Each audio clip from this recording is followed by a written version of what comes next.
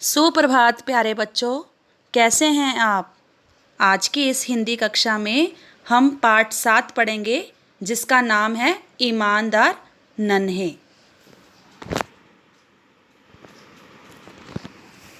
आइए ये पाठ शुरू करें। 6-7 वर्ष का एक छोटा बालक अपने साथियों के साथ खेल रहा था। घर में सब उसे नन्हे नाम से बुलाते थे। पास ही आम का एक बाग था। तो आपको पता चला इस पाठ का नाम एक बच्चे के नाम पर है और वो बहुत ईमानदार था, इसीलिए इस पाठ का नाम क्या है, ईमानदार नन्हे। बच्चों का मन हुआ क्यों ना बाग में जाकर आम तोड़कर खाए जाएं। सब बच्चे राजी हो गए।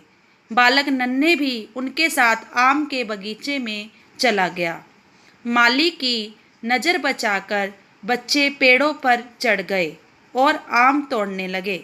नन्हे चुपचाप एक कोने में खड़ा रहा। उसकी समझ में नहीं आया कि वह क्या करे। तो बेटा इसमें एक बालक के बारे में बताया गया है जो अपने दोस्तों के साथ चला तो जाता है लेकिन उनके जैसे गलत कार्य नहीं करता।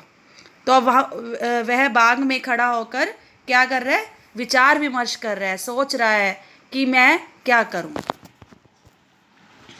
ये देखिए इस चित्र में बच्चे पेड़ पर चढ़े हुए हैं, किस तरह से आम तोड़ रहे हैं। तो इस तरह से चोरी करना, गलत कार्य करना गलत बात है। बालक के एक साथी ने उसे उकसाया, अरे बुत बना क्यों खड़ा है, नन्हे आजा, 2-4 आम तू भी तोड़ ले। इस तरह चोरी से पेड़ पर चढ़कर आम तोड़ने में नन्हे की कोई रुचि नहीं थी। तो नन्हा नहीं चाहता था कि वो दूसरे बच्चों की तरह चोरी करके आम तोड़े।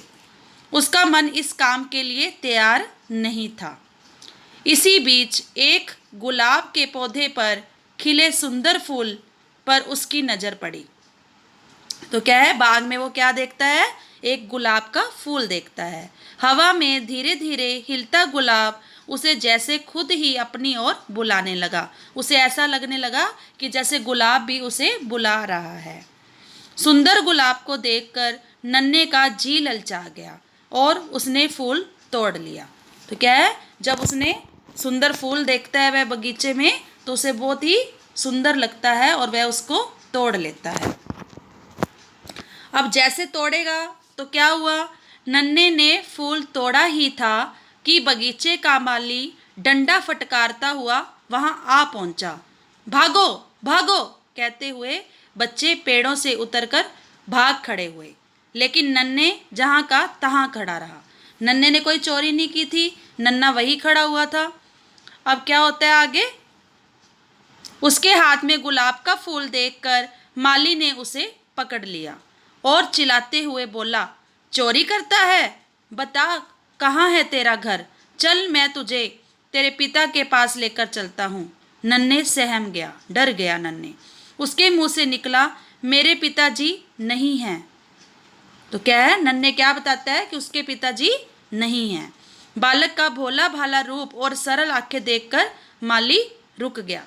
तो जब उसने इतनी सरलता से उत्तर दिया तो क्या हुआ, माली भी थोड़ी देर के लिए रुक जाता है। अब माली का गुस्सा पहले से कुछ कम हुआ। वह बोला, जिनके भरोसे आए थे वे तो तुम्हें छोड़कर भाग गए। तो सोचो, जो संकट में अपने दोस्त को छोड़ जाए वो कैसे दोस्त होंगे। दोस्त ऐसे बनाओ जो साथ निभा सके। बेटा ऐसे काम मत करो जो तुम्हें गलत लगते हों। अच्छे बच्चे बनो, इस गुलाब की तरह ही अपने व्यवहार से सबको खुश रखो। तो माली ने उसको कितनी अच्छी सीख दी। माली ने उसको बताया कि तुम्हारे जो दोस्त हैं वो अपनी जान बचाने के लिए भाग गए लेकिन उन्हें तुम्हारी बिल्कुल भी परवाह नहीं की। तो ऐसे दोस्त नहीं बनाने चाहिए जो मुसीबत में काम ना आए।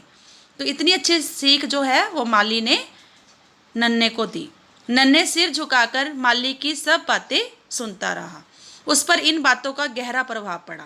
जो अच्छे बच्चे होते हैं तो वो क्या है, जब भी उनके बड़े उन्हें समझाते हैं तो उनकी बातों से वो जरूर प्रभावित होते हैं और उस रास्ते पर चलते हैं। उसने फिर कभी ऐसा कोई काम नहीं किया जिससे उसको सिर झुकाना पड़ता। हाँ, उसके कारण देश के लोगों का सिर अवश्य ही गर्व से ऊंचा हुआ। अब ऐसा क्यों लिखा गया है कि उसके कारण देश का सिर ऊंचा हो गया? तो बालक नन्हे बड़ा होकर देश की बगिया का ऐसा रखवाला बना कि उस पर उसने कभी भी कोई आँच ना आने दी। तो क्या है कि जिस प्रकार माली बाग की रखवाली करता है ना, तो उसी प्रकार नन्हे ने बड़े होकर अपने देश की रखवाली की, क्योंकि ये बालक कोई और नहीं, हमारे देश के दूसरे प्रधानमंत्री लाल बहादुर शास्त्री थे। तो ये जो हम किस्सा कर रहे थे, ये लाल बहादुर शास्त्री के बचपन का किस्सा है। इन्होंने अपनी सच्चाई, ईमानदारी, सेवा भावना और कर्तव्य निष्ठा, मतलब अपने कर्तव्य को निभाते हुए के बल पर देश को प्रगति के मार्ग पर आगे बढ़ाया। मतलब देश की को उन्नति के रास्ते पर लेकर गए, देश को तरक्की के रास्ते पर लेकर गए। इन्होंने ही देश को जय जवान जय किसान का नारा दिया। आपने बहुत बार ये नारा सुना है। तो ये नारा किसने दिया था? लाल बहादुर शास्त्री। और लाल बहादुर शास्त्री कौन थे? हमारे देश के दूसरे प्रधानमंत्री। तो बेटा कैसा लगा आपको ये पाठ? बहुत अच्छा लगा ना? तो आशा है आपको ये पाठ बहुत अच्छी तरह समझ आ गया है। इसे ध्यानपूर्वक पढ़ें, समझें और याद करें। धन्यवाद बेटा।